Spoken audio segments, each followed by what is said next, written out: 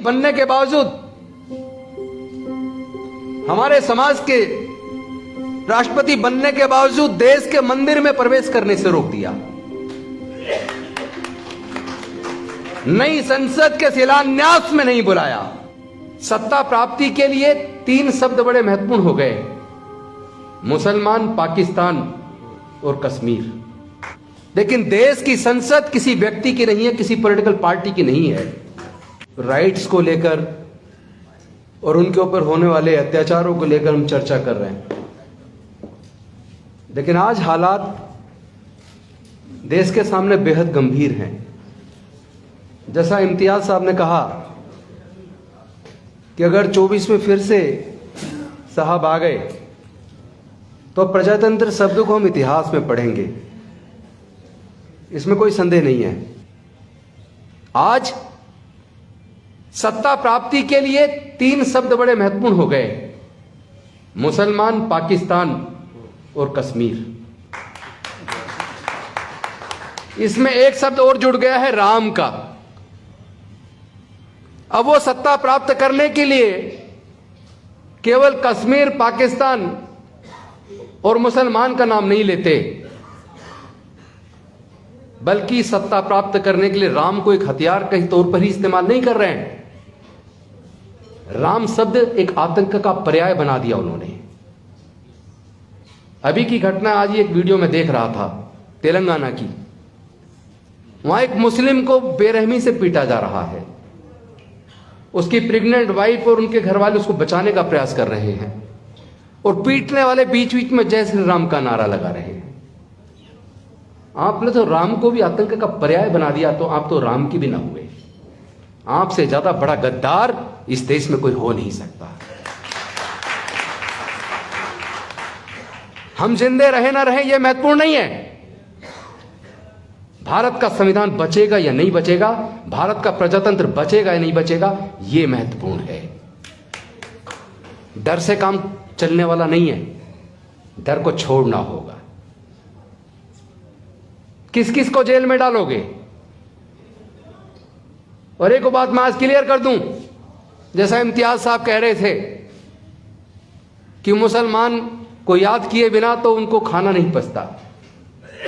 मुसलमान केवल इस्तेमाल किया जा रहा है शब्द, असली खतरा इन्हें मुसलमान से नहीं है। क्योंकि जो सामाजिक व्यवस्था जाति और वर्ण पर आधारित है, उसको खतरा मुसलमान से, ईसाई से नहीं है, उसको खतरा अम्बेडकरवाद से है। इसलिए पूरे देश के अंदर ये डॉक्टर बाबा साहेब अम्बेडकर, जो भारत के संविधान के निर्माता थे, मॉडर्न इंडिया के आर्किटेक्ट थे, उनकी मूर्तियों को तोड़कर ये हमें बार बार चिढ़ाते हैं, अपमान करते हैं।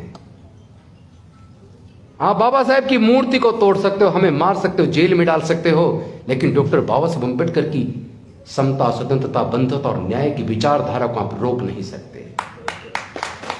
कोई अजर अमर नहीं है यहां, ना साहब है ना हम हैं। सबको एक दिन खत्म होना है। तथागत बुद्ध ने कहा हर चीज अनित्य है, जो चीज आई है उसका खत्म होना तय है। लेकिन कुछ लोग समझते हैं हम सत्ता में आ गए, आजीवन अब हम ही रहेंगे, हम तो अजर अमर हैं। ये वो अपनी गलतफहमी दूर कर लें। नाभा कुमार जी जैसे लोग, हम जैसे लोग, विल्सन साहब जैसे लोग, इम्तियाज साहब जैसे लोग, अब ऐसे लोग भी सांसद और विधायक बनने लगे हैं जो न्याय के लिए लड़ेंगे, जान कुर्बान कर सकते हैं, लेकिन झुकने वाले लोग नहीं हैं। भारत का संविधान हमें इजाजत देता हम किसी भी धर्म को माने, किसी भी आस्था को माने, लेकिन किसी दूसरे की आस्था को ठेस पहुंचाने का किसी को अधिकार नहीं है। हमने जीवन में कभी किसी दूसरे की आस्था को ठेस नहीं पहुंचा, उसका सम्मान किया है। लेकिन हमने बौद्ध धर्म की दीक्षा ली 10,000 अनुयायियों के साथ, उसको पूरे देश में मुद्दा बना दिया। कोई बात नहीं, हम मुद्दा बनाइए, झूठे केस बनाइए, हमें जेल में डालिए, हम लोग डरने वाले नहीं हैं। हम डॉक्टर बाबा साहेब अम्बेडकर के सच्चे सिपाही हैं। हम इस लड़ाई को लड़ेंगे और इस लड़ाई को जीतेंगे। Thanks to doctor Baba Saheb Ambedkar कि उन्होंने एक ऐसा संविधान दिया जिसने भारत को एक राष्ट्र के रूप में यूनाइट किया। इतनी विविधताओं के बावजूद भारत को बांध के रखा, लेकिन आज केंद्र में बैठी हुई सत्ताधारी पार्टी देश को तोड़ने की साजिश कर रही है। कौन लोग हैं जो देश में नफरत फैला रहे हैं? कौन रोकेगा नफरत फैलाने वाले लोगों को? जब सत्ताधारी पार्टी खुद नफरत फैलाए और सरकारी संस्थान मूक दर्शक बने रहें, अल्टीमेटली हम जैसे लोगों को फिर रोड पे आके लड़ना होगा। लेकिन इस तरह हमें गुलामी का जीवन स्वीकार नहीं है। साजिश तो यह है, इम्तियाज साहब, आपने गुलामी नहीं देखी, आपका समाज तो हुक्मरान रहा है। हमारे समाज ने हजारों साल की गुलामी देखी है, हमें तो इंसानियत के दर्जे से भी वंचित रखा है। आज भी राष्ट्रपति बनने के बावजूद हमारे समाज के राष्ट्रपति बनने के बावजूद देश के मंदिर में प्रवेश करने से रोक दिया। नई संसद के शिलान्यास में नहीं बुलाया। और अब देश की नई संसद जब बन के तैयार है, फिर से देश के साथ एक धोखा।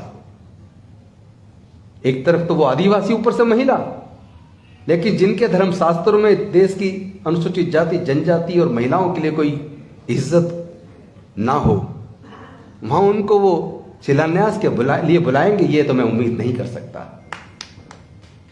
लेकिन उनको यह एहसास जरूर करा दूं कि आप देश को तोड़ना बंद करो, जाति धर्म के नाम पे बांटना बंद करो। आपकी सारी साजिशें 2024 तक हम उजागर कर देंगे और आपको कामयाब नहीं होने देंगे। हमारा इस्तेमाल करके सत्ता को पाते हो, हमारे इस्तेमाल करके देश के सारे संसाधनों पे कब्जा कर लिया, लेकिन अब हमें यह स्वीकार नहीं है।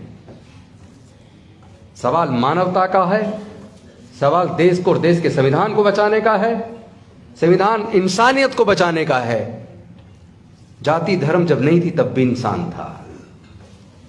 जाति धर्म तो, जातियां तो चालाक इंसानों ने बनाई हैं, और धर्म की अलग अलग समय पर अलग अलग तरीके से मानवता के कल्याण के लिए उत्पत्ति हुई, लेकिन उसका इस्तेमाल मानवता को खत्म करने के लिए किया जा रहा है, जिसे अब रोकने का समय आ गया है।